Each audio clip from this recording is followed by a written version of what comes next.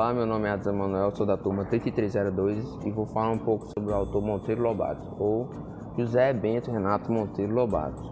Ele nasceu em Taubaté, em São Paulo, no dia 18 de abril de 1882, e Monteiro Lobato foi um escritor e editor brasileiro pré-modernista que foi considerado um dos maiores autores de histórias infantis. E de todas essas histórias infantis, podemos destacar mais conhecido, que é o famoso Sítio do Pica-Pau Amarelo, que foi escrito entre 1920 e 1947. Além dessas, temos algumas principais obras, como Urupês, O Saci, Narizinho Arrebitado, Fábulas, O Marquês de Rabico, As Aventuras de Hans Stanley e Peter Pan, e entre outras. Agora eu vou falar algumas curiosidades sobre o autor Monteiro Lobato. A primeira curiosidade sobre Monteiro Lobato é que ele foi um dos primeiros escritores de obras infantis do Brasil e da América Latina. A segunda curiosidade é que na data do seu nascimento, dia 18 de abril, chamado de Dia de Monteiro Lobato, é o Dia Nacional do Livro Infantil. A terceira curiosidade é que na Vila da Buquira, onde Lobato foi viver e escreveu grande parte da sua obra, recebeu seu nome e hoje a cidade se chama Monteiro Lobato.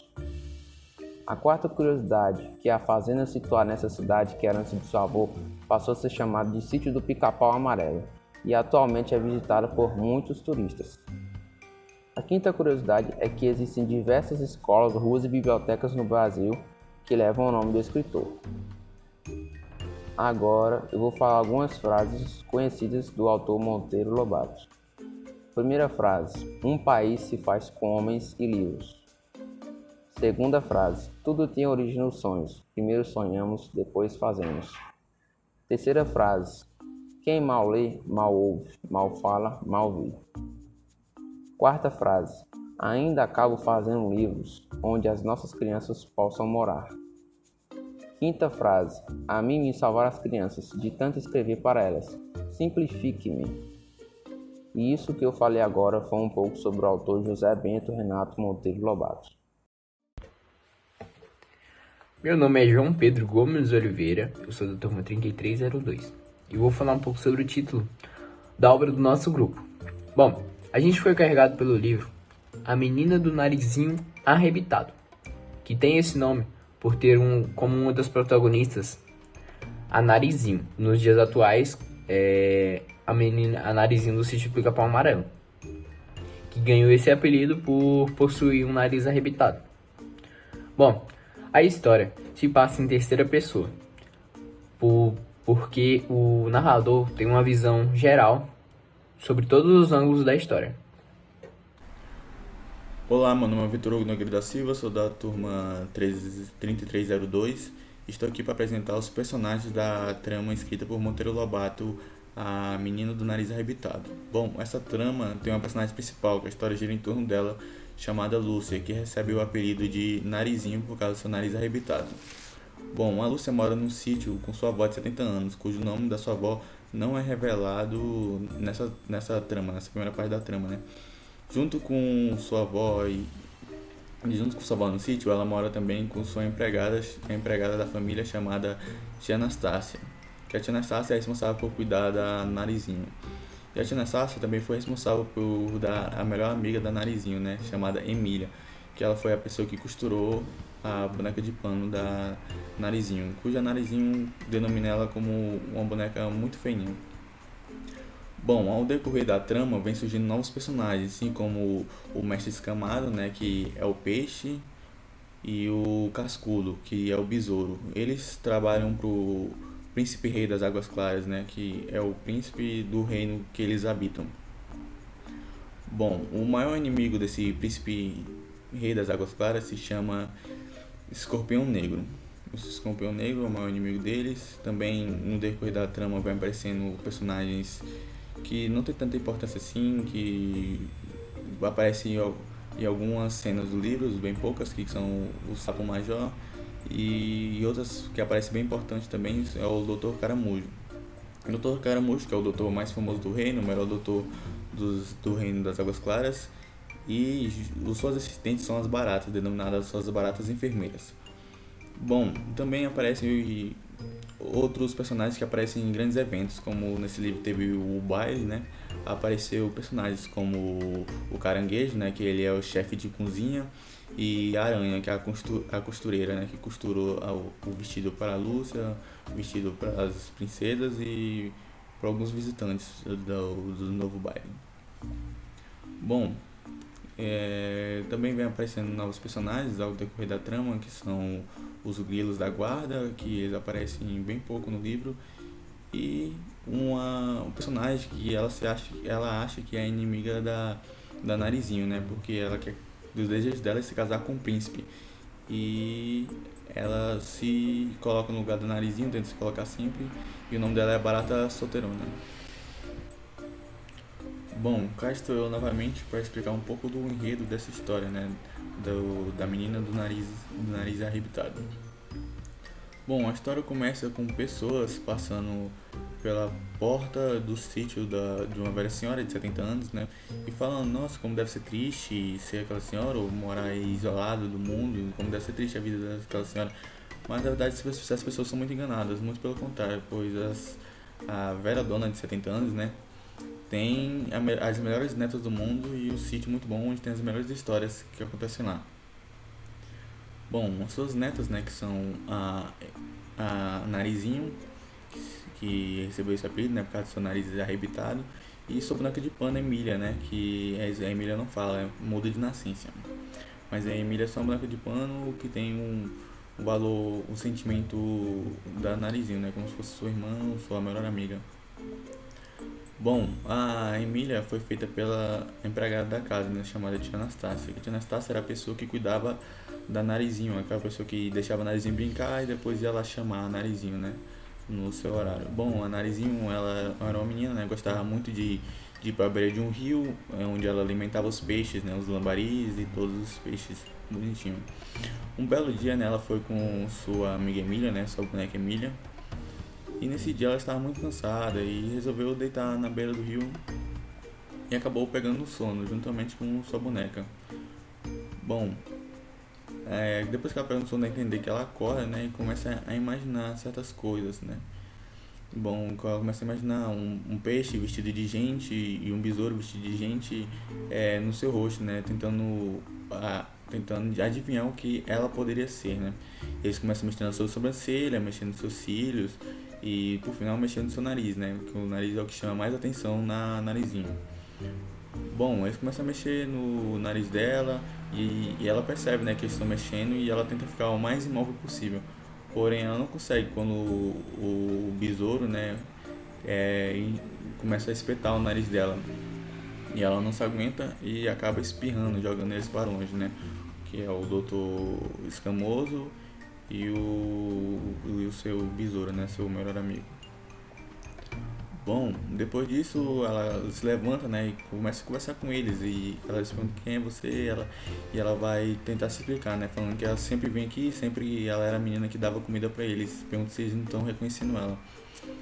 Bom, aí eles falam que não estão reconhecendo porque a visão debaixo d'água, a água é meio turva e eles não conseguem, né, identificar muito bem o rosto da Narizinho. Bom, aí aparece o príncipe, né, o príncipe rei, que convida elas, né, convida ela para o seu reino, né, o seu mar. E ela aceita embarcar nessa aventura juntamente com sua boneca e vai falando no caminho pro príncipe que a boneca dela muda de nascença, que nunca falou uma palavra sequer. E o príncipe convida ela, né, para conhecer o Dr. Caramujo, né, que é o melhor médico do mar. Em que fala que eles têm a pílula certa para fazer a Emília falar até pelos cotovelos. Então eles descem e vão andando, né, nas aberturas do castelo, lá onde ele encontra o sapo, né, que o sapo ele tem um cargo, né, no exército, que é o major do exército.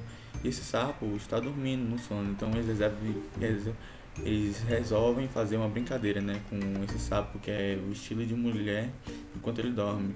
Então depois que fizeram isso, o príncipe, né, acorda o sapo do seu sono, o sapo acorda tipo meio, nossa, meu Deus do céu, meu chefe já tá aqui olhando, não sei o que, com medo de fazer alguma besteira, alguma burrada.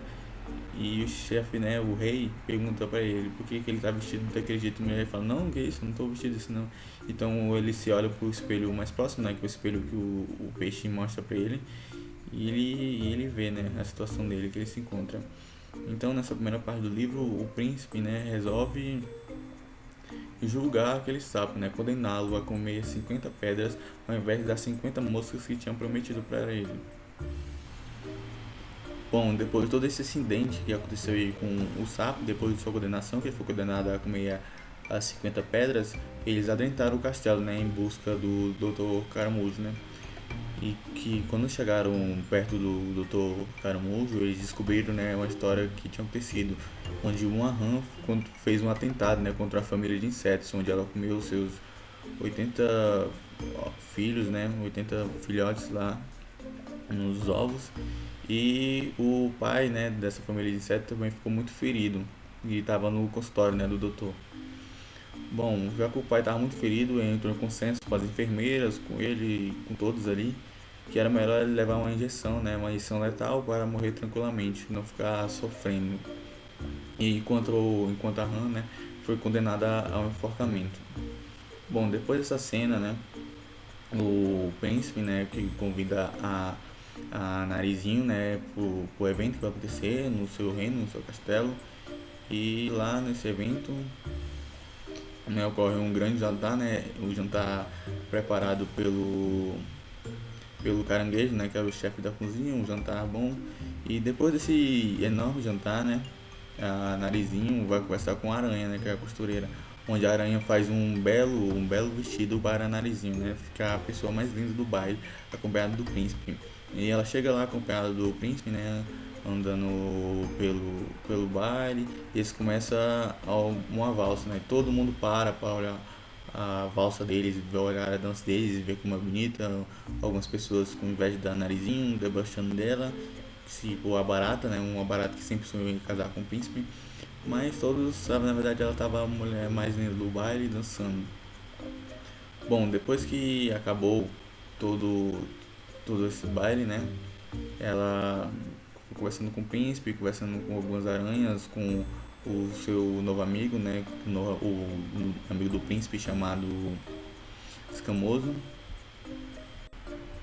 Bom, nessas conversas, né, na continuação do baile, entra o maior inimigo do rei, que é o Escorpião Negro. Esse Escorpião Negro, ele entra no baile já afrontando, né, perguntando quem era o humano que adentrou o reino, né, que o reino era somente dos animais, era proibida a entrada de humanos lá, e ele entra, né. E então o príncipe protege na Narizinho, né, não deixando o rei chegar, não deixando o Escorpião Negro chegar perto dela, né, para não fazer nenhum mal para ela.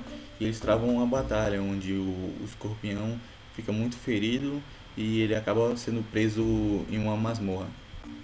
Depois desse ocorrido, a Narizinho sai em um passeio com a Aranha e com o Escamoso, né, conhecendo mais o reino. E quando eles vão conhecendo o reino, ela acaba se encontrando, né, com o sapo, né, que comeu as 50 pedras. O sapo lá gemendo de dor, achando que não ia mais conseguir aguentar, né. Então aí a Narizinho, ela vai até o rei, né, e pede pro rei o perdoá-lo do que ele fez, né, que ele dormiu no seu posto, né, porque ele estava representando o exército e acabou dormindo. E a Narizinho pediu pro rei perdoar. Quando ele pediu pro rei perdoá-lo, o sapo também, né, onde o rei chamou o doutor Caramujo para fazer a cirurgia, né, de retirada das 50 pedras, onde o rei fez cortes, né, para retirar a pedra, tudo, anestesia e tudo. O sapo acabou comentando com a Narizinho que viu o Escorpião Negro conversando com outros meio que militares, assim, tramando, né, para derrubar, matar o rei, né, porque ele tinha feito algo que para eles era um absurdo, a oposição deles, né, que é um absurdo, acharam um absurdo a Narizinho dentro do reino.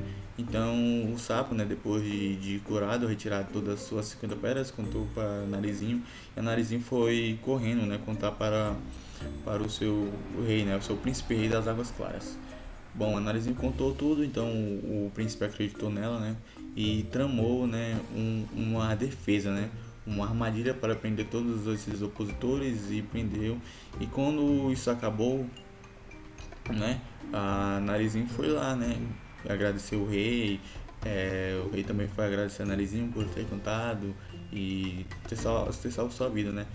Então o rei beija a testa de Narizinho e como o Narizinho fez algo tão importante para o reino e para todos, o rei acha que ela deve sim tornar representar, né, a princesa do reino, né? Sentar no trono e casar-se com ele.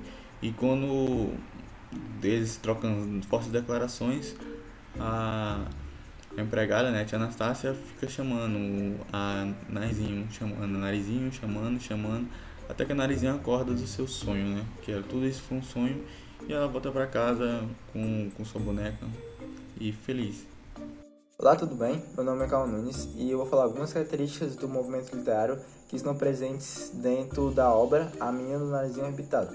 Primeiramente, a obra ela foi feita durante o pré-modernismo, que não foi um movimento literário, e sim um período de transição entre o simbolismo e o modernismo. E como característica do pré-modernismo, a obra apresenta uma linguagem formal, ela realiza a marginalização dos personagens, né? A Narizinho, que é a personagem principal, junto com sua avó e com a Anastácia, mora em uma área isolada, que é um sítio. Também há um nacionalismo em relação aos traços físicos que estão ligados com a cultura brasileira, né? Por conta que a Narizinho, ela é uma menina morena com os olhos pretos. E por fim, há uma certa denúncia em relação à pena de morte e à tortura que acontece dentro da obra, e que isso está muito envolvido com o contexto na qual a obra foi escrita, né? A obra também realiza uma valorização da cultura popular brasileira, né, da realidade regional, e também faz uma descrição detalhada dos personagens e do ambiente, né, que a história acontece. Olá, eu sou aluno CTM Pedro Rocha, no caso é Pedro Emanuel de Lucas Silva Rocha, da 3302, e vou falar sobre o livro A Menininha do Nariz Arrebitado, da Monteiro Lobato, um grande autor e escritor. No meu caso, a minha parte é a conclusão. Eu falo sobre a conclusão do livro, em parte um resumo. O livro me chama muita atenção pela criatividade da criança, que ao longo do tempo que eu vou falando vai explicando melhor o porquê ela tem tanta criatividade. A história se começa em um sítio, onde há uma garota chamada Lúcia, de 7 anos, vive com a sua avó, de 70, e a sua empregada, Anastácia. Certo dia, a criança, Lúcia, foi se deitar na margem do rio. Lembrando que ela tem uma boneca, que se descreve como uma boneca muito feia, que é a Emília. Junto com ela foi deitar na margem e acordou com um inseto e um peixe falando em cima do seu rosto. No caso seria o Dr. Caramujo e o Príncipe Escamado. E o Príncipe Escamado chama a Lúcia e a sua colega, a sua bonequinha Emília, que criou vida, para participar de aventuras no mundo das águas, no reino das águas. Que são muitas aventuras divertidas, como, por exemplo, a menina de 7 anos se casar com o Príncipe Escamado. Só que o livro não é um livro bem interessante, um livro criativo, com um público bem alvo infantil, em torno dos anos 80. Mas, infelizmente, na minha opinião, o livro se passa apenas de um sonho. O fim da história começa com a tia Anastácia, no caso a empregada Anastácia, chamando Lúcia para acordar, para comer. E tudo era apenas um sonho.